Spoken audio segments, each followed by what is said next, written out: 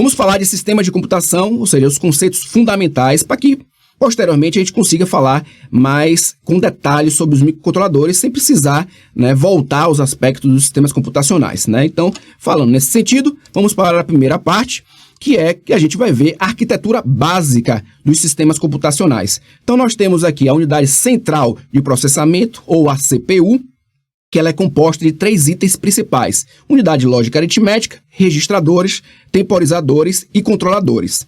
Em seguida, nós temos uma grande unidade, que é a unidade de memória, e ela pode ser dividida aí em não volátil e volátil. Não volátil é aquela que a gente pode desligar a energia e ela não perde as informações contidas nela.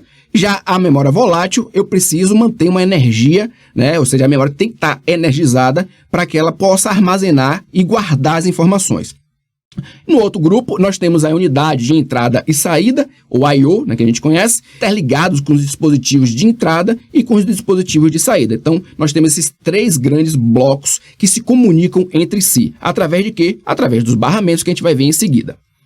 A placa-mãe é a principal responsável por fazer essa interligação. É nela que tem os barramentos. Então, a gente vai colocar aqueles componentes na placa-mãe.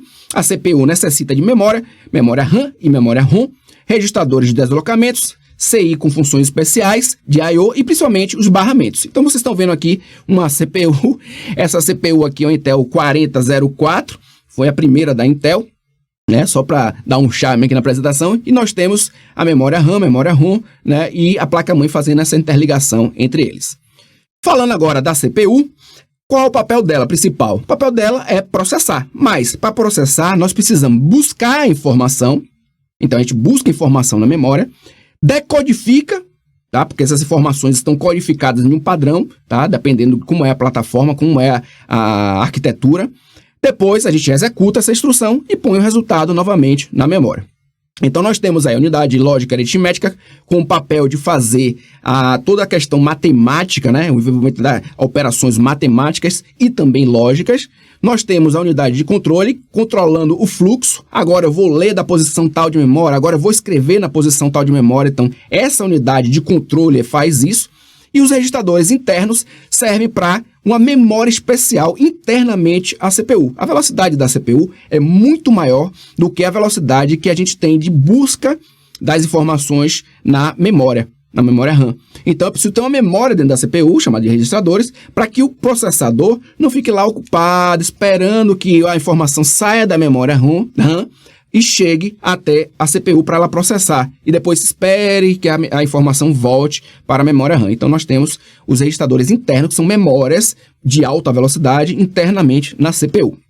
Passando mais para frente, as unidades de memória não volátil, elas não perdem o seu conteúdo se forem desenergizadas, ou seja, não tiverem energia. E como principal, nós temos aí a ROM, né? E depois a gente vai ver que tem a EPROM, E2PROM, Flash e assim por diante.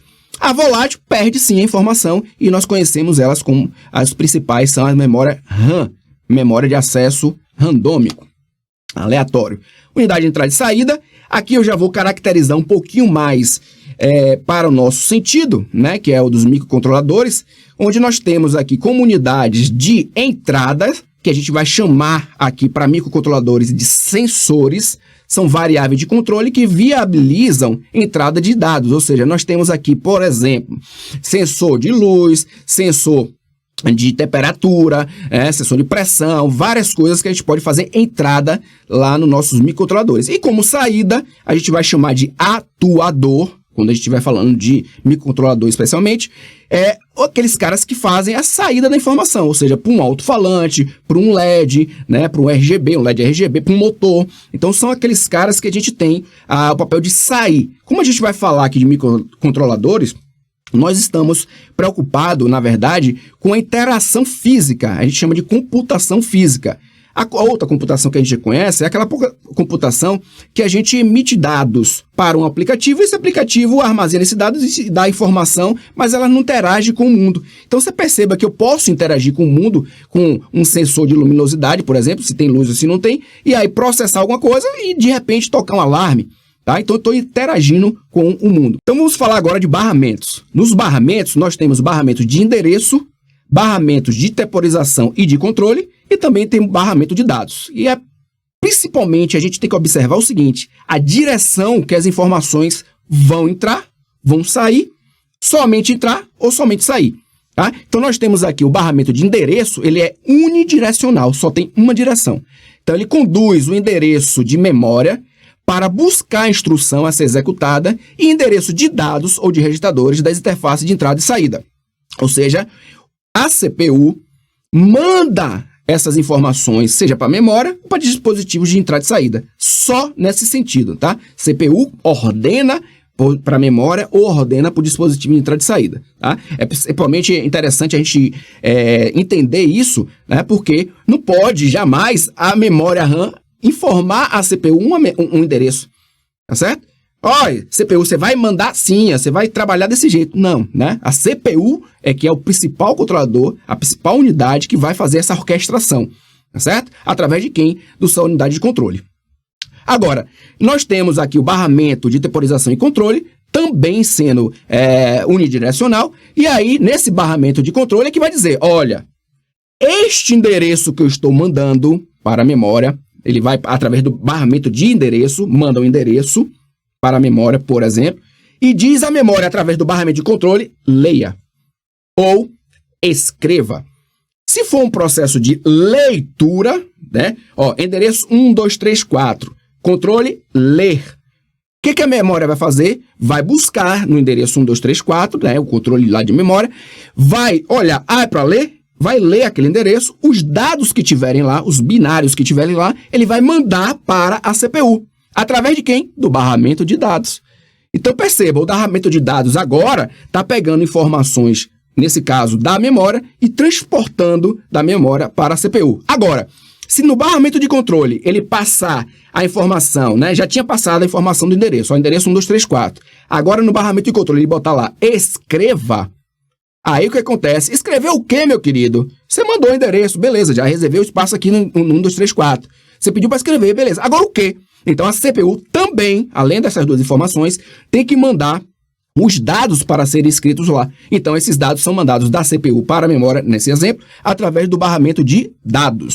Existe uma diferenciação de arquiteturas. Isso aí é importantíssimo a gente saber. A diferenciação das arquiteturas nos barramentos são o seguinte. Quando a gente está trabalhando com von Neumann, a gente tem aqui, ó, barramento de endereço de dados e de controle. Esses barramentos de dados e de controle, todos eles aqui, ó, ficam ligados diretamente. Ou seja, eu não posso mandar uma instrução e já pegar um dado, tá? Eu tenho que ser sequencial. Esse processo sendo sequencial, ele é chamado de gargalo de von Neumann. Agora, já na outra arquitetura, nós temos dados armazenados em uma memória e instruções armazenadas em outra memória. Então, eu tenho memória de instruções em uma memória de dados é outra. Portanto, eu posso já diretamente mandar escrever e também pegar uma próxima instrução simultaneamente. Ó, escreva esse dado aí na memória de dados. Beleza, qual é a próxima instrução? No de cá, no von Neumann, eu não posso fazer isso. Tem que ser sequencial. Por quê? Porque dados e instruções são armazenados na mesma memória. Certo? Na mesma memória. Então, na de Harvard, eu tenho essa separação. E por que a gente está tocando esse assunto na de Harvard, da von Neumann? Von Neumann é o típico que a gente usa nos computadores que a gente usa atualmente. Tá? A gente usa a memória de von Neumann. Tem vantagens, tem desvantagens, né? Uma principal desvantagem é o gargalo que nós temos, tá? Porém, a principal vantagem é que a gente tem uma única memória e a gente gerencia uma única memória. Já na Harvard, o que nós temos aqui? Duas memórias. A vantagem é que a gente pode trabalhar mandando informações para a memória de dados ou pegando informações da memória de dados e puxando a próxima instrução.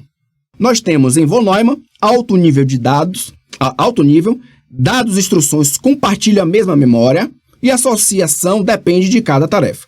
Já em Harvard, ele é limitado, pois existe apenas um espaço exclusivo para dados e outro exclusivo para instruções. O que isso significa?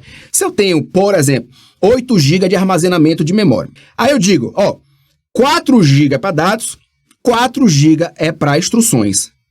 Ou seja, se eu quiser né? Eu tenho 8 GB de memória, mas 4 é para dados, 4 para instruções. Se eu quiser trabalhar com 5 GB de dados, eu não posso. Não posso pegar da outra parte, que é a instrução. Tá certo? Então, eu fico limitado nesse sentido. Eu só posso trabalhar com os 4 até 4 GB. Agora, claro que eu posso estar armazenando informações, já buscando instruções da outra memória, né? É diferente aí do que nós temos a limitação aqui, ó, de von Neumann, que é o gargalo de von Neumann, que é o quê? Eu tenho 8 GB, como no exemplo anterior, né? Mas eu estou usando agora de instruções 1 GB. Eu posso utilizar 7, até 7, para dados. Olha que bacana, isso é a vantagem. Porém, como eu tenho a mesma memória para instrução e para dados, eu só posso fazer ou a gravação ou a busca de instrução por vez, tá certo? Então, as duas têm vantagens e desvantagens. Exemplos. Tipicamente, von Neumann é utilizado em computadores de propósito geral, utilizados em diferentes propósitos, como a gente já sabe, e na de Harvard, tipicamente preferido em sistemas embarcados, como a gente vai utilizar aqui nos nossos microcontroladores. Resumão. Instruções e dados no von Neumann competem pela largura de banda no barramento de memória. Já em Harvard, descreve máquinas com memórias separadas, acrescentando paralelismo no acesso à memória. Agora, o microcontrolador, a MCU. O que é essa MCU? Aqui nós estamos vendo já um exemplo de MCU, que é da Atmel, o ATmega, né, 328U, tá? Que vem embarcado aí na plaquinha Arduino. Então, é um computador em um único chip. Dentro desse carinha aqui, dentro desse chip, nós temos CPU, nós temos memória RAM, memória ROM e também I/O integrado.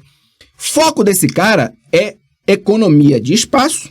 Então, vocês percebam que enquanto o computador tem uma placa-mãe, né, mais ou menos desse tamanho aqui assim, e nós temos lá CPU, nós temos lá memória grande, né? A memória já é maior do que esse cara. Propósitos que exigem menos espaço, menos energia de consumo.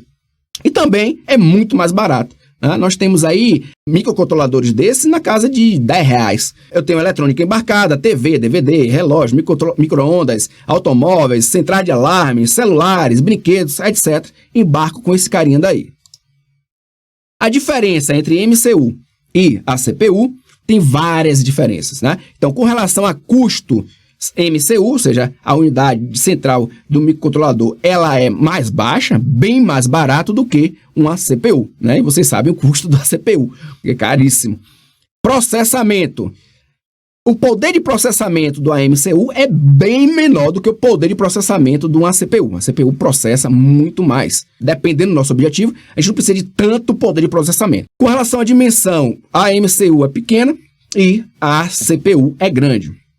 Periféricos internos, nós temos muito periféricos dentro da MCU, enquanto que a CPU temos pouquíssimos periféricos em comparação à MCU.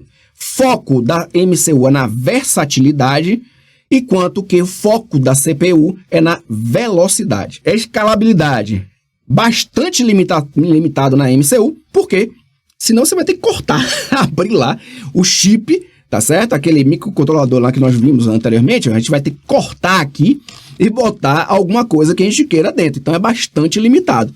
É claro que existe a possibilidade de a gente interligar, por exemplo, quero aumentar a memória, interligar com um dispositivo externo, mas aí você já perde em tamanho, em espaço. Com relação à CPU, a escalabilidade é muito maior, né? Quero trocar memória, tira o pedaço de memória e bota outro. Com relação ao uso, é mais especialista a MCU. Eu quero identificar, por exemplo, fazer um sensor que identifique a abertura da porta e aí dispare um alarme, etc. Com relação à CPU, é mais generalista, né? Então, às vezes eu faço diversas coisas simultaneamente. Ele precisa ser realmente mais, tem maior poder de processamento. Fabricantes dos produtos, nós temos aqui Intel 8051, foram na década de 80 e 90, ainda muito usado hoje. A gente vai trabalhar na primeira unidade com esse carinha, Intel 8051. Nós temos o Atmega 328P, esse a gente vai trabalhar com o Arduino, na segunda unidade, 1984. Nós temos aí outros microchip aí, nós temos aí o ARM Cortex M0, M4, M7, diversos. Percebo que a gente já vai mudando o formato do encapsulamento deles. Onde tinha aqui o DIP, né, dual linha em paralelo, nós temos agora 4 lados para a gente conectar, porque exige mais pinos, etc e tal. Essa história de ser encapsulado, ter tudo dentro, né? Nós temos lá memória, CPU, registradores, etc e tal. Funciona sozinho? Tá pronto para usar esse cara? Não, não tá pronto para usar. Porque eu preciso de uma fonte de energia. Tal qual nós temos a placa-mãe, pura e simplesmente não funciona. Tem que botar lá uma fonte. Jogar essa placa-mãe, de repente dentro do gabinete, dentro desse gabinete tem uma fonte. Então eu preciso de fonte de energia. Na placa-mãe, ao comprar a placa-mãe, possivelmente já vem lá o oscilador, pulsando lá o clock. Aqui nós precisamos interligar esse oscilador que não vem internamente. CI gravador. Eu preciso, para gravar informações dentro daquele chip que eu mostrei para vocês, é preciso ter alguns CI que permita fazer essa interação com o microcontrolador para gravar nele. Então percebam aqui do lado que nós temos numa placa aqui, ó, essa placa aqui é placa de estudo, uma protoboard, nós temos aqui várias interligações para que este cara, que é um microcontrolador no centro, funcione. Oscilador, nós temos aí capacitores, nós temos aí alguns componentes que a gente vai falar aqui. Protoboard, aí se a gente quiser fazer um experimento, o microcontrolador, nesse caso aí nós estamos mostrando o microcontrolador 8051, CI conversor de nível serial, cristal emissor de clock, capacitores cerâmicos, né, para fazer lá a pulsação e a ligação do cristal, regulador de tensão, capacitor de desacoplamento, LED, indicador de energia com resistor, botão de reset e outros componentes mais que eu queira colocar. Se não quiserem utilizar o chip e aí construir toda a estrutura para que esse chip funcione, colocando capacitores, né, osciladores, etc e tal, vocês podem fazer uso das placas de desenvolvimento. Temos várias placas de desenvolvimento, né? O que a placa de desenvolvimento faz? É uma placa que você vai colocar, quer dizer, você não, né? Já vai estar pronto, o microcontrolador já vai estar, ó, conectado nele. Então você repara aqui, ó, que esse microcontrolador aqui foi parar aqui dentro. Então ela já vem com todo aquele arcabouço para que você possa trabalhar sem precisar se preocupar com oscilador, com CI para fazer a gravação, etc e tal. Então a placa que deixa transparente a parte eletrônica, todas as configurações de interface de usuário já estão aí dentro. Então basta você fazer o quê? Plugar no computador, no seu computador, e aí programar. Depois transferir para lá as informações. A Paradoxo é uma plaquinha que já vende com o microcontrolador 8051 embarcado nela. Tem aqui um display de 7 segmentos. Vai mostrar os números para você, ou até letras, né? São possíveis de mostrar. Vem 8 LEDs vermelhos. A gente vai saber depois por que são esses 8 LEDs. Nós temos 8 LEDs que você pode trabalhar. Nós temos o cristal, esse LEDzinho aqui de power, tá vendo? Para indicar que está ligado ou desligada. Nós temos aí botões. Então, nós temos uma série de arcabouço aqui, que é componentes tecnológicos, né, eletrônicos, para fazer essa plaquinha funcionar junto com o nosso microcontrolador. E aí é só a gente plugar e mandar ver. Outra placa que nós temos, a gente bastante conhecida, é a Arduino. A Arduino é uma placa de desenvolvimento, não é um microcontrolador.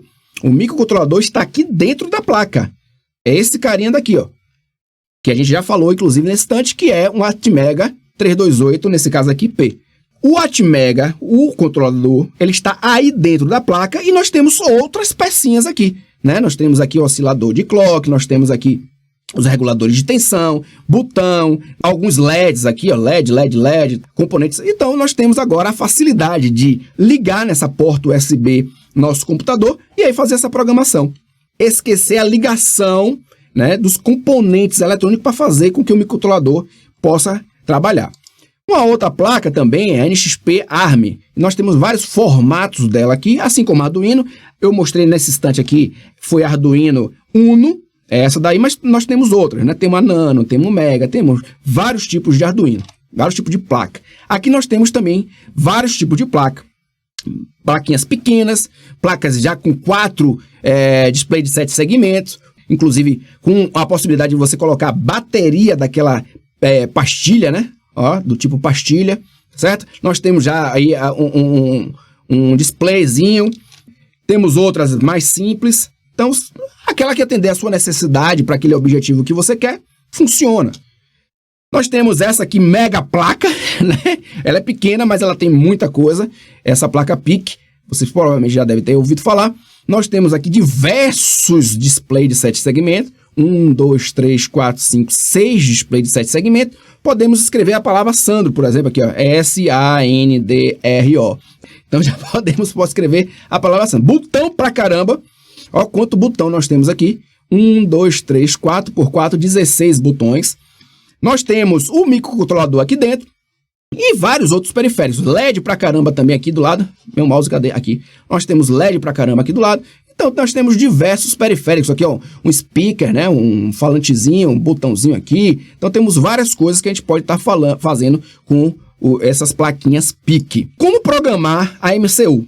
Então, você tem lá a sua plaquinha, né? Ou montou a sua, certo? Vai ficar a gosto. Você pega essa plaquinha, através de uma interface, hoje em dia a gente usa a USB, liga no seu computador. Claro que anteriormente você já fez a sua programação. Eu quero que bota um sensor na porta, quando essa porta abrir e alguém passar através desse sensor, eu receba esse sinal e emita um sinal sonoro. Então você monta os componentes aqui. Nesse caso aqui ele está com um motor. Ele está com um motor, 4 LEDs, tá vendo? E tem um sinal sonoro. Então ele está, ó, LED 1, 2, 3, 4, roda o motor, depois emite o som. Foi a programação que ele fez aqui nesse computador, que está mostrando como fluxo, né? Mas a programação pode ser de várias formas. A gente vai ver primeiro em Assembly para Intel 8051, depois a gente vai discutir isso, por que Assembly para Intel 8051, por que Assembly para x86, por que Assembly para x64. A gente vai ver cada coisa dessa, tá certo? Então, na primeira etapa do curso, nós vamos programar para 8051 com Assembly, para a gente ver realmente lá na unha, tá certo? A última instância antes de pegar no hardware.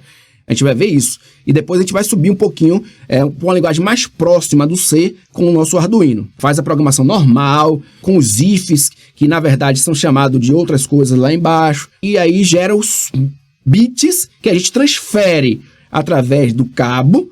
E aí isso é armazenado na memória no meu microcontrolador. Linguagem de programação baixo nível, Assembly, já falei para vocês. Opera, acessa e manipula registradores, endereço de memória e dispositivo entrada e saída, conhecido como hardware, né? Nós temos aí, então, baixo nível. Nós temos o alto nível com a linguagem Basic, Pascal, né? E outras linguagens de alto nível. Permite desenvolvedores programar de forma mais transparente, sem conhecer o hardware. Nós temos o médio nível, que apresenta características das linguagens anteriores, ou seja, eu posso programar ela só em alto nível, eu posso programar em C, me preocupando com o hardware, tendo que conhecer o hardware, e eu posso fazer a interação entre as duas, ou só ficar em uma camada ou outra, etc. Aqui tem um exemplo de programação feita em Assembly e uma programação feita em C. Exatamente o mesmo objetivo. E é praticamente igual. Percebam, aqui eu tenho uma linguagem Assembly, aqui é para Intel 8051. Então nós temos aqui, ó, registradores A, X e BX. A gente vai atribuir valores para eles, para somá-los e decrementar o valor de AX até 0. O que eu estou fazendo? Olha que bacana, como vocês vão entender logo. Ó. Memória, eu vou iniciar no primeiro espaço de memória, que é o 0. Eu tenho aqui esse indicador de localização, um rótulo. Então, isso aqui não faz nada, tá certo? Para o código isso nem existe, isso só existe para a gente, humano. Então, eu tenho aqui, ó, mover para AX o valor 1 em hexadecimal. Então, eu estou fazendo isso aqui, ó. Estou fazendo isso. Movendo para AX o valor 0,1. Da mesma forma, eu movo para BX o valor 0,2. Portanto, eu tenho 1 aqui, eu tenho 2 aqui. E ao somar, o que eu vou ter? Eu vou ter este valor somado com esse. E o resultado é armazenado aqui. Então, eu tenho 1 mais 2, 3. O resultado é somado aqui. Então, eu tenho o valor 3 armazenado em AX. Portanto, agora eu vou fazer um repeat. Essa palavra repeat e essa palavra início foi eu que dei. Poderia ser qualquer um. Isso é uma palavra que você dá só para se localizar dentro do programa. Então, ele está fazendo aqui, ó. Decremente AX. AX não tinha o valor 3? Decrementa uma unidade de AX. 3 passa a ser 2. Aí, compare o AX com 0. 2 é igual a 0? Não. Se não é igual a 0, J de jump, de pule, de salt. J, Salt, se não, not, zero. Jump para essa palavra, se not, zero. Essa comparação é zero? 2 é igual a zero? Não. Então, pule para cá para repete. Vem para cá, decrementa a x. Já era 2, passou a ser 1 agora. 1 é igual a zero? Não. Se não, repete.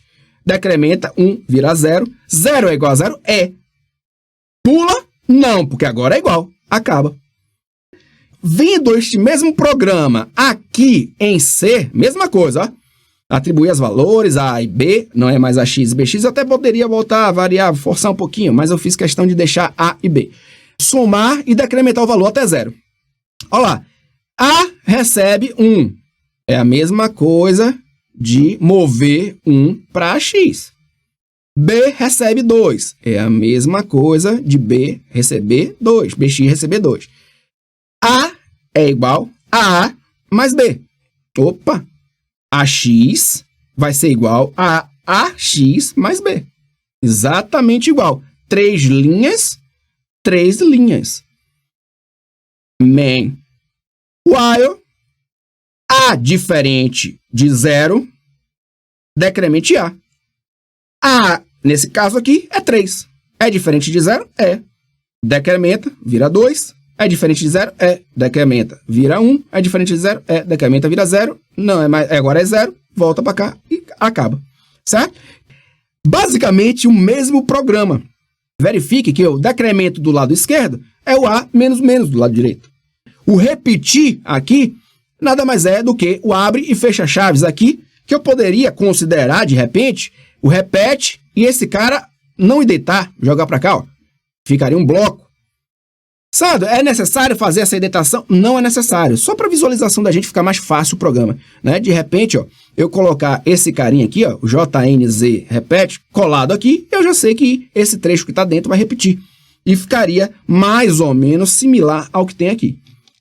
Ambientes de simulação. Então, eu posso ter também, além das plaquinhas de desenvolvimento, para me facilitar e não ter que pegar o microcontrolador e montar toda a estrutura, todo o arcabouço para que ele possa funcionar, eu posso também, de repente, poxa, velho, eu não sei se essa é a minha praia, eu não sei, de repente, eu até gosto, eu até queria, mas não sei se eu vou me dar bem, né? Eu queria ter a oportunidade de experimentar antes, não desembolsar uma grana, que é até pouca, né? Mas se você for comprar todo os componentes para trabalhar, aí vai sair um pouquinho mais caro, já vai para 200, 300, 400, 500 reais. Mas se você comprar somente o microcontrolador, já é mais barato, só que não funciona, você tem que comprar as outras peças, aí já vai para, sei lá, 30 reais, tal. A plaquinha já é pronta, aí já vai entre 30, 50, 70, 80 reais.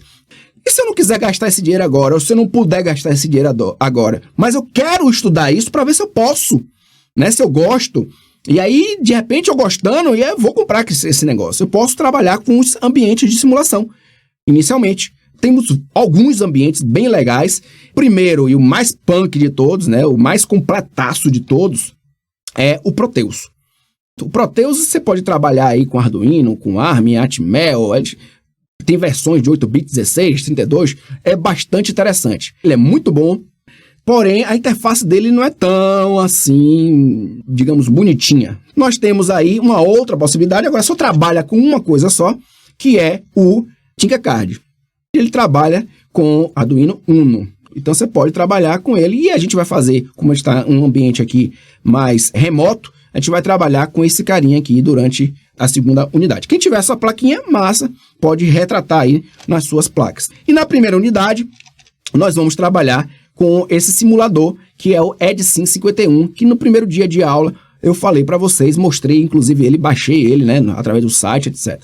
Bem pequenininho, mas faz tudo e é bem legal. Agora a interface dele também não é muito bem amigável, mas ele é de graça, ele não precisa nada para rodar, você já provavelmente deve ter sua máquina virtual Java instalada no seu computador, basta baixar ele, descompactar e já está usando. Pode levar no pendrive, deixar na nuvem, baixar onde você tiver. É muito simples, 100 e poucos K, parece. Não me lembro certo aqui. Esse aqui é o Proteus, o simulador Isis Proteus. Então, repare que o Arduino, quando a gente trabalha com ele, é dessa forma. Não é muito amigável, né? Tem até uma simpatiazinha, mas enfim. E aqui eu posso trabalhar, isso é que é o bacana do Proteus, com o microcontrolador. Então, este é o microcontrolador 8051. Eu poderia também trabalhar com o AT328 aqui. Posso botar tranquilamente. Lembrando que trabalhando com o microcontrolador, eu tenho que ter meus capacitores para botar meu oscilador de clock, botar aqui terra, LED, etc. Ou seja, tem que fazer ele funcionar. Botar todo o arcabouço que eu falei nesse instante para que ele possa funcionar. Já com a plaquinha, tá tudo prontinho aí. Você já pode usar diretamente. Um outro simulador, que eu falei nesse instante, que é o Tinkercad, ele já é mais bonitinho. A visão dele é mais realística. Então, nós temos ele aqui agora tá desligado, tá vendo? E ele vai ligar. Ó. Quando ele for ligar, isso aqui entra, pá, ligou. Então, aqui, ó, quando você clica aqui em Start Emulation, Start Simulation, quando clica aqui, ele dá um on aqui, ó. Tá desligado, ó, desligou. Clicou aqui, ele vai ligar esse carinha. Ó, ligou e funciona a simulação. Eu tenho a parte de código, né? Que eu posso montar o código ou via bloco, ou também via código, tá certo? E aí é uma facilidade. Quem não sabe ou nunca mexeu, né? E quer aprender autodidata, quer aprender sozinho, etc. Você pode usar os blocos, ele vai montando o código, você vai vendo, rapaz, é assim que faz isso, é assim que faz aquilo outro, tal. E já verificar um cenário mais realístico, né? Porque você tem aqui o desenho quase que real do Arduino e os motores, né? Você pode colocar os LEDs, etc e tal, bem próximo à realidade. O nosso querido simulador EdSim 51. Esse simulador aqui é o que a gente vai iniciar os trabalhos com ele. Ele simula o 8051, um Intel 8051. Então, aqui a parte de programação dele, vermelhinho aqui, ó, essa parte aqui, ó, é a parte de programação. Então, se você começar a estruturar ele na cabeça, ó, nesse centro, você vai programar. Então, claro, a programação em assembly, como a gente está vendo. É nesse centro que você vai programar. Eu tenho essa parte de baixo daqui, essa parte de baixo, é a parte dos dispositivos externos. Essa parte de baixo é a parte dos dispositivos externos, que já vem no simulador interligado com as portas. Então, nós temos aqui os switches, nós temos o teclado, LEDs são aqui, tá? Os displays, tem 4 displays de 7 segmentos, aqui para comunicação serial, motor. Então, essa parte aqui de baixo, inclusive, a gente pode, a princípio, que a gente está entendendo o funcionamento, deixar ela paradinha aí, para a gente codificar por aqui. Essa parte daqui da esquerda, nós temos o nosso microcontrolador internamente. Se eu passasse um corte no meu chip do microcontrolador e abrisse, olhasse para dentro, tivesse essa capacidade, a gente ia ver isso aqui. O pulso de clock que a gente pode mudar, aumentar, diminuir. A frequência de atualização desse pulso, a gente pode aumentar, diminuir. Nós temos os registradores de propósito geral, nós temos os registradores de propósito específico. Então, tudo que a gente vai ver, cada detalhe, a gente vai trabalhar em cada aula, com cada bloquinho desse aqui, programar para cada bloquinho. Claro que cada vez que a gente vai passando a aula, por exemplo, se a gente aprender sobre registradores internos, na próxima aula, a gente vai aprender sobre registradores externos e já vai fazer uma junção de externo com interno. Na próxima aula, a gente vai aprender sobre serialização, então a gente vai montando até que a gente domine todo esse carinha daqui. Então, a gente pode programar aqui dentro, visualizando o que é que tem nos componentes aqui, vendo a resposta aqui por baixo. Sandro, e essa parte da direita, que você não falou nada, essa aqui agora, é o que ela? Essa parte é a interação, a comunicação do nosso microcontrolador, que internamente, essa parte daqui, ó, é interna. Já esta parte aqui, ó, ela é a comunicação da interna com a externa. Essa aqui são os pinos de comunicação com a parte externa, que é essa parte externa aqui. Então, como é que eu conecto ali o meu motor, os meus LEDs, o switch, o botão, né, o teclado? Eu conecto através dos pinos. Conectando através dos pinos, obter informações e colocar aqui dentro do meu microcontrolador, ou a informação processada do meu microcontrolador vai sair pelos pinos e ir para os dispositivos externos.